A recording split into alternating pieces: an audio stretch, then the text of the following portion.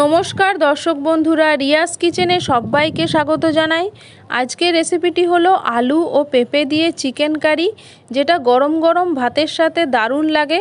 তাহলে শুরু করা যাক এই রেসিপিটি। প্রথমে একটা কড়াইয়ে আমি সরষের তেল নেব।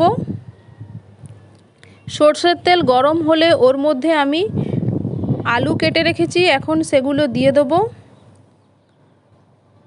এরপর এর মধ্যে কাঁচা পেঁপে টুকরো টুকরো করে কেটে রেখেছি, এখন সেটাও দিয়ে দেবো।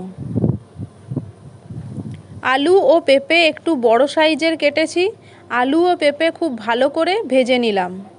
এরপর এগুলোকে তুলে অন্য একটি পাত্রে রেখে দেবো। এরপর আমি কড়াইয়ের মধ্যে ওই তেলেই আমি তেজপাতা ফোড়ন দিয়ে দেবো। এরপর দিয়ে দিলাম গোটা গরম মশলা অর্থাৎ দারুচিনি, এলাচ ও লবঙ্গ। এরপর আমি বেশ খানিকটা পেঁয়াজ কুচি করে রেখেছি, সেটা দিয়ে দিলাম। এরপর দিয়ে দিলাম আদা, রসুন ও কাঁচা লঙ্কার পেস্ট। সম পরিমাণে আদা, রসুন ও প্রায় 8টার মতো কাঁচা লঙ্কা আমি নিয়েছি। এরপর মিক্সিতে ভালো করে পেস্ট করে নিয়েছি। এরপর আমি গুঁড়ো মশলা অ্যাড করব।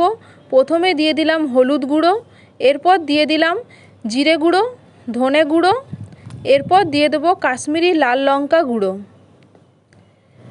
এরপর মশলাগুলোকে একসাথে ভালো করে মিশিয়ে নেব। এরপর আমি এর মধ্যে অল্প একটু জল দিয়ে দেবো। জলটা দেওয়ার পর খুব ভালো করে কষিয়ে নেব।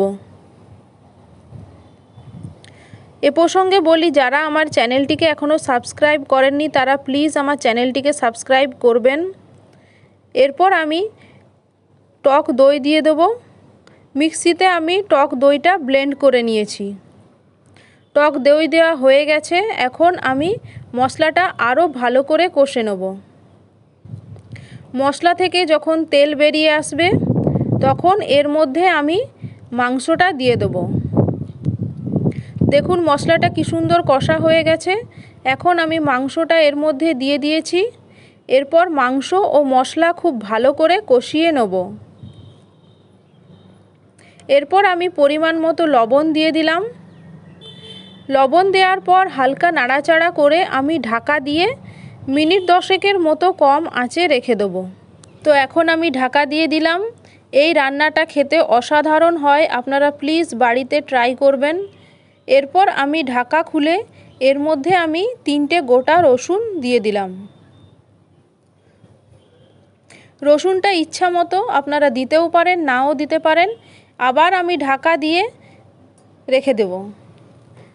তো এরপর ঢাকা খুলে দেখলাম যে মাংসটা থেকে জল বেরিয়ে এসছে এবং মাংসটা অনেকটা সেদ্ধও হয়ে এসেছে।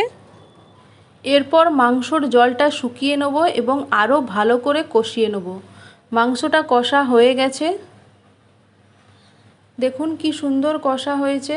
এরপর আমি এর মধ্যে ভেজে রাখা আলু ও পেঁপের টুকরোগুলো দিয়ে দেবো। এরপর আলু, পেঁপে ও মাংস খুব ভালো করে কষিয়ে নিয়েছি। কড়াইটা ছোট ছিল বলে অন্য একটি কড়াইয়ে মাংসটা শিফট করে নিলাম। এরপর আমি প্রয়োজন মতো জল দিয়ে দিলাম। যেহেতু একটু ঝোলঝোল মাংসটা হবে এবং ঢাকা দিয়ে মিনিট 15 মতো মাঝারি আঁচে রেখে দিয়েছি। এরপর এর মধ্যে দিয়ে দিলাম গরম মশলা গুঁড়ো। এরপর এর মধ্যে আমি কয়েকটা চেরা কাঁচা লঙ্কা দিয়ে দেবো। প্রায় 6টার মতন কাঁচা লঙ্কা আমি চিড়ে এর মধ্যে দিয়ে দিয়েছি। এরপর এর মধ্যে ধনেপাতা কুচি দিয়ে দিলাম। অল্প একটু খুন্তি দিয়ে নাড়াচাড়া করে ঢাকা দিয়ে দেবো